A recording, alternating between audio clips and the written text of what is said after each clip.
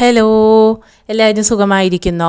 ഇന്ന് ഞാൻ കേക്കിൻ്റെ ടൂൾസ് ഒന്നുമില്ലാതെ നമ്മുടെ വീട്ടിൽ കിട്ടുന്ന സാധനങ്ങൾ വെച്ചിട്ട് ഗ്യാസും ഓവണും ഒന്നുമില്ലാതെ വിറകടുപ്പിൽ എങ്ങനെയാണ് ഇത് അത്രയും നല്ല സോഫ്റ്റ് ആയിട്ടുള്ള കേക്ക് ഉണ്ടാക്കിയെടുക്കാമെന്നുള്ളതാണ് കാണിക്കുന്നത്.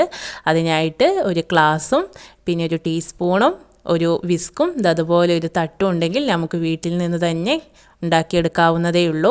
നമ്മുടെ കുഞ്ഞുങ്ങളുടെ സ്നാക്സ് ബോക്സിൽ ആക്കി കൊടുക്കാൻ പറ്റിയ നല്ല സോഫ്റ്റ് ആയിട്ടുള്ള കേക്കാണ്. അവർക്ക് ഇഷ്ടാവുകയും ചെയ്യും.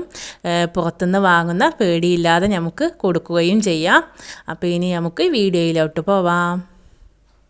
നിങ്ങൾക്ക് ഈ വീഡിയോ ഉപകാരമാവുകയാണെങ്കിൽ തീർച്ചയായും ഒന്ന് ലൈക്ക് അടിക്കണം. പലരും ലൈക്ക് അടിക്കാൻ മറന്നു പോകുന്നുണ്ട്. അതാണ് വീഡിയോയുടെ ആദ്യത്തെ തന്നെ പറയുന്നത്.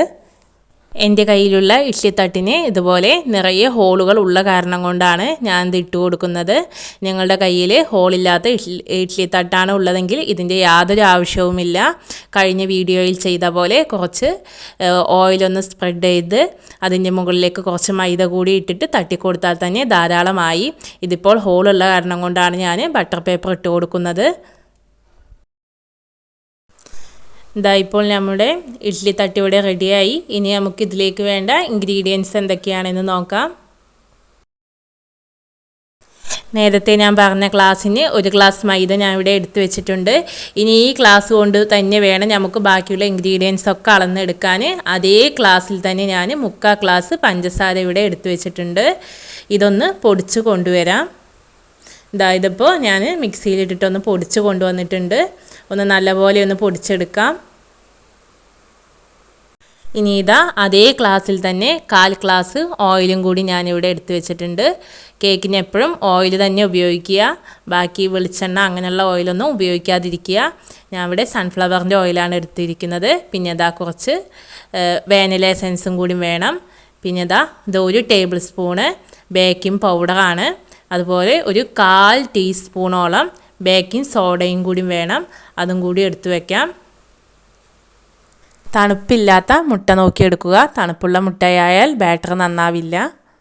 ഇനി അടുത്തത് 2 ടേബിൾ സ്പൂണോളം പാൽപ്പൊടിയാണ്. പാൽപ്പൊടി ചേർക്കണമെന്ന് ഒരു നിർബന്ധവുമില്ല. എന്നാലും കുറച്ചും കൂടി ടേസ്റ്റി ആവാൻ പാൽപ്പൊടി ചേർക്കുന്നത് നല്ലതാണ്. ഞാനിവിടെ 2 ടേബിൾ സ്പൂണോളം എടുത്തു വെച്ചിട്ടുണ്ട്.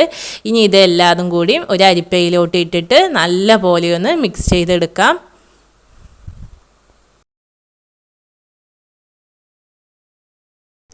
അതുപോലെ മിക്സ് ചെയ്തെടുക്കുമ്പോൾ എല്ലാ ഭാഗത്തേക്കും വിസ്ക് തട്ടുന്ന രീതിയിൽ നന്നായിട്ട് മിക്സ് ചെയ്തെടുക്കുക.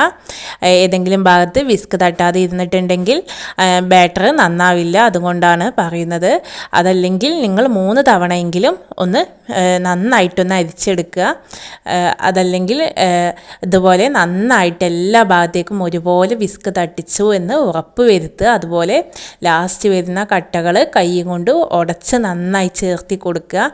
എന്നിട്ട് അടിയിലത്തെ പാത്രത്തിൽ നന്നായിട്ട് വിസ്ക് കൊണ്ട് ഒരു 2-3 മിനിറ്റെങ്കിലും അതുപോലെ നന്നായിട്ട് മിക്സ് ചെയ്ത് കൊടുക്കുക. അത് പ്രത്യേകം ശ്രദ്ധിക്കണം. ചെറിയ കാര്യങ്ങൾ നമ്മൾ ശ്രദ്ധിക്കാതെ വിട്ടുപോയിട്ടുണ്ടെങ്കിൽ നമുക്ക് തോന്നും ചെറിയ കാര്യമല്ലേ എന്ന്. പക്ഷേ അത് നന്നായിട്ട് കേക്കിനെ സംബന്ധിച്ചിടത്തോളം നന്നായിട്ട് ബാധിക്കും. അതുപോലെ ബൗളെടുത്തിട്ട് അതിൽ നനവുണ്ടോ എന്ന് നോക്കുക. അതുപോലെ എന്ത് സാധനങ്ങളായാലും കേക്കിലേക്ക് നനവില്ലാതെ വേണം ചേർത്തി കൊടുക്കാൻ. ഏതെങ്കിലും ഇനിയിപ്പോൾ നമ്മൾ ഇളക്കുന്ന പാത്രത്തിലോ അല്ലെങ്കിൽ വിസ്കിലോ സ്പൂണിലോ ഏതിലെങ്കിലും ഒരു തുള്ളി വെള്ളം ഇരുന്നാൽ മതി. അത് കേക്കിനെ നന്നായിട്ട് തന്നെ ബാധിക്കും. അതാണ് ചില ആളുകൾ കംപ്ലൈൻറ്റ് പറയുന്നത് കേൾക്കാം. നന്നായിട്ട് ശ്രദ്ധിച്ചു, എല്ലാ പൊടികളും എല്ലാ സാധനങ്ങളും പറഞ്ഞ അളവ് പോലെ തന്നെ ചെയ്തു, പക്ഷേ എന്താണെന്നറിയില്ല എൻ്റെ കേക്ക് ഇങ്ങനെയായി പോയി, താന്നു പോയി, അല്ലെങ്കിൽ സോഫ്റ്റ് ആയില്ല, അങ്ങനെയുള്ള പരാതികൾ കേൾക്കാം. ഇതുപോലെ ചെറിയ കുഞ്ഞു കാര്യങ്ങളായിരിക്കും നമുക്ക് കേൾക്കുമ്പോൾ. പക്ഷെ അത് ചെയ്യുന്ന സമയത്ത് ശ്രദ്ധയോട് കൂടിയിട്ട് ചെയ്തിട്ടുണ്ടെങ്കിൽ തന്നെ കേക്ക് ശരിയാവുകയുള്ളൂ. അത് പ്രത്യേകം ശ്രദ്ധിക്കുക. ഞാനിപ്പോൾ ബൗളിലേക്ക് 3 മുട്ട ഒഴിച്ചു കൊടുത്തു. അതിലേക്ക് ഒരു പിഞ്ച് ഉപ്പും കൂടി ഇട്ട് കൊടുത്തിട്ട് ഒരു ടേബിൾ സ്പൂണോളം വാനില എസൻസും കൂടി ചേർത്തി കൊടുത്ത് നന്നായിട്ടൊന്ന് പതപ്പിച്ചെടുത്തു. അതിലേക്ക് പഞ്ചസാര പൊടിച്ചത് ഒരല്പമായിട്ട് ഇട്ട് കൊടുത്തിട്ട് നന്നായിട്ട് ഇളക്കി നല്ലപോലെ ഒന്ന് പതപ്പിച്ചെടുക്കാം. കുറച്ച് നേരം അങ്ങനെ ഒരു കൈ കൊണ്ട് തന്നെ ചെയ്യുമ്പോൾ നമുക്കൊരു വേദന തോന്നും. അപ്പോൾ ഒന്ന് കൈയൊന്ന് മാറ്റി കൊടുത്താൽ മതി, കുഴപ്പമില്ല. പിന്നെ അതുപോലെ ഈ യെല്ലോ കളറൊന്ന് പോയിട്ട് വൈറ്റ് കളറാകുമ്പോൾ നമുക്കൊന്ന് നിർത്തി കൊടുക്കാം. അത് വരെ മതിയാവും. കുറച്ച് നേരം ഒരു കൈ കൊണ്ട് തന്നെ ചെയ്യുമ്പോൾ കൈയൊന്ന് വേദനയൊക്കെ വരും. അപ്പോൾ ഒന്ന് കൈയൊന്ന് മാറ്റി കൊടുത്തിട്ട് ചെയ്താൽ മതി. നിങ്ങൾക്കിപ്പോൾ ഈ വീഡിയോയിൽ കാണാം, ഞാൻ എത്രയോ തവണ കൈ മാറ്റി മാറ്റി കൊടുക്കുന്നുണ്ട്. എന്നാലും കുഴപ്പമില്ല, നന്നായിട്ടൊന്ന് പറഞ്ഞു വന്നാൽ മതി. ഈ യെല്ലോ കളർ പോയിട്ട് വൈറ്റ് കളർ വരും. അപ്പോൾ നമുക്ക് നിർത്തി കൊടുക്കാം.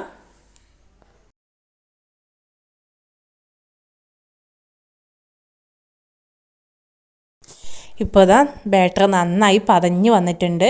ഇനി നമുക്കതിലേക്ക് നേരത്തെ മാറ്റി വെച്ച 1/4 ഗ്ലാസോളം ഓയിലും കൂടി ചേർത്ത് കൊടുക്കാം.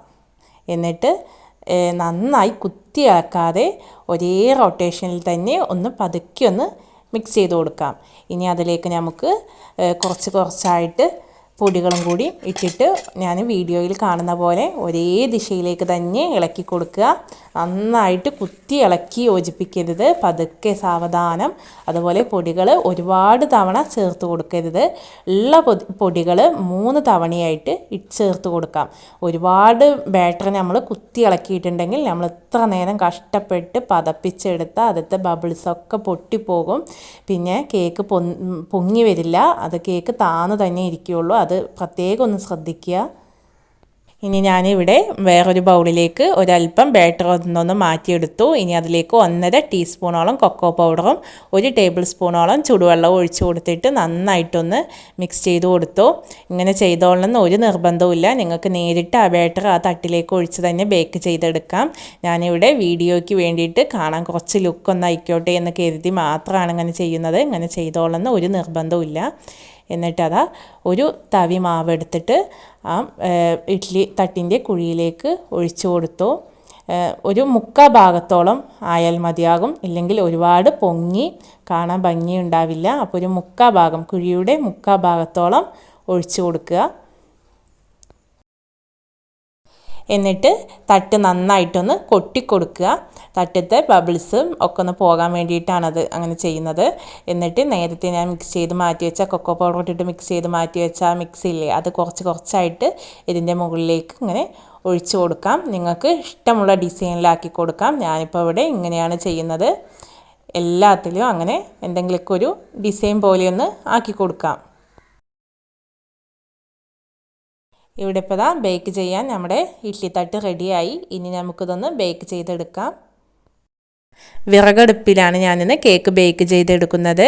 എന്നും ചെയ്യുന്ന പോലെ തന്നെ ചട്ടിയുടെ ഉള്ളിൽ ഒരു പഴയ റിങ് ഇട്ട് കൊടുത്തു. എന്നിട്ടൊന്ന് അടച്ച് വെച്ച് 5 മിനിറ്റ് നന്നായിട്ടൊന്ന് കത്തിക്കുക. എന്നിട്ട് അതിലേക്ക് ഇഡ്ഡലി തട്ട് ഇറക്കി വെച്ച് കൊടുത്തിട്ട് അടുപ്പ് പിന്നെ പാകത്തിന് പതുക്കെ കത്തിക്കാൻ പാടുകയുള്ളൂ. ഒരു വിറക് മാത്രം ഇട്ട് കൊടുത്തിട്ട് പതുക്കെ കത്തിച്ചെടുക്കുക. അങ്ങനെ ഒരു 20 മിനിറ്റിന് ശേഷം മാത്രമേ നമ്മൾ തുറന്ന് നോക്കാൻ പാടുകയുള്ളൂ. 20 മിനിറ്റ് കഴിഞ്ഞിട്ട് തുറന്ന് നോക്കിയിട്ട് ഒരു സ്റ്റിക്ക് വെച്ച് കുത്തിയിട്ട് വെന്തില്ല എങ്കിൽ ഒരു 5 മിനിറ്റോ 10 മിനിറ്റും കൂടി വെച്ച് കൊടുക്കാം.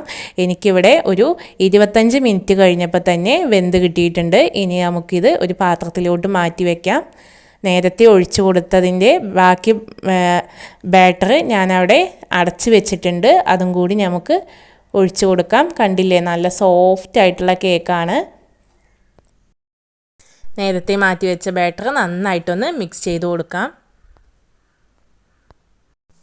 ഇനി ഇത് ഇഡ്ഡലി തട്ടിലേക്ക് ഒഴിച്ചു കൊടുക്കാം. ബാറ്റർ ഇവിടെ തീരുകയും ചെയ്തു. ഇനി നന്നായിട്ടൊന്ന് തട്ടിക്കൊടുക്കാം. എന്നിട്ട് നേരത്തെ പോലത്തെ ഡിസൈനും കൂടി ചെയ്ത് കൊടുത്ത് ഒന്ന് തട്ടിക്കൊടുത്ത് ബേക്ക് ചെയ്തെടുക്കാം. ഒരു 25 മിനിറ്റ് കഴിഞ്ഞ് തുറന്ന് നോക്കി സ്റ്റിക്ക് വെച്ച് കുത്തി കൊടുത്തപ്പോൾ നന്നായി വെന്ത് വന്നിട്ടുണ്ട്. ഇനി നമുക്ക് ഇതിൽ നിന്നും ഒരു പാത്രത്തിലേക്ക് മാറ്റിയെടുക്കാം. നല്ല സോഫ്റ്റ് ആയിട്ടുള്ള കേക്കാണ്. നിങ്ങളെല്ലാവരും ഒന്ന് ട്രൈ ചെയ്ത് നോക്കുക. അതുപോലെ എൻ്റെ ചാനൽ ഒന്ന് സബ്സ്ക്രൈബും കൂടിയും ചെയ്യുക. അപ്പോൾ ഇനിയും ഞാൻ ഇതുപോലെയുള്ള നല്ല നല്ല വീഡിയോസായിട്ട് ഇനിയും ഞാൻ വരാം. അതുവരേക്കും ബായ്.